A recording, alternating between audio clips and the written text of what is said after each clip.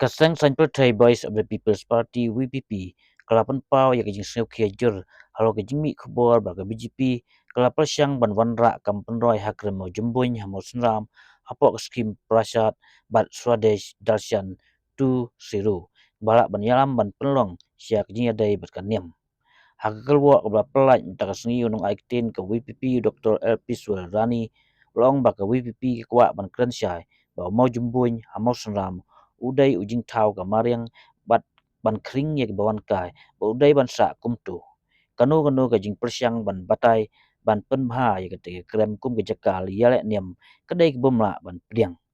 ulong ba ka jing persyang ban peniahap ye krem mo jumbun bar ken hun niam krayalam sya ka jing taini ha pediang pai ba bat ka poi syadu ka kasyari haris nem blale ka jing mi nakani kalong ba raya kran syai ba omdai ban penkela ye kete jaka ni ban pelong kum kejaka ya pilgrim ha kanu kadul kebiadai berkaniam ka VPP ka kentu ya kibol soka bagi ba ban kel na ba pensit ya kani da ka jingkit kri bat ka onglu badai ban buram ya jing sneu jang ba ban kel na ka jing mi ka kendrum kendram ka bala ban yalam pen ban sya ka jing ya phia bat ka jing ya pher ka VPP ka kren syai ba omdai ban penyaso ya ka krem mau jembun sya kanu kaniam ni ka jing ngai bat dai ban sa kumtu kumblabu kemariang banlong jaka jingokai la ban kedau ba hanin kesngi UMR ke BJP ba AL hek long ba waya kren bat kidang rang ba sinong ka mau sunram ha ka ba ka soka india kwa ban penbha ya ka krem mau jumbuin handai ka jing peniat kan long bai ha ka sinong ni ka kan hon ka bedai pei bat kam dai bat mu da kumnu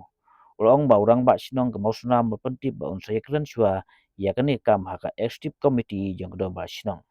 So I have already discussed with the headman of Mau Sanram area. He's a assistant headman. Also, I told him also if we can develop the Mau Jumbuin, the popularly known as the Shivling Cave at Mau Sanram. That also is, I told them that he said that he have to sit with all the headman committee, the executive committee of the Barshnong,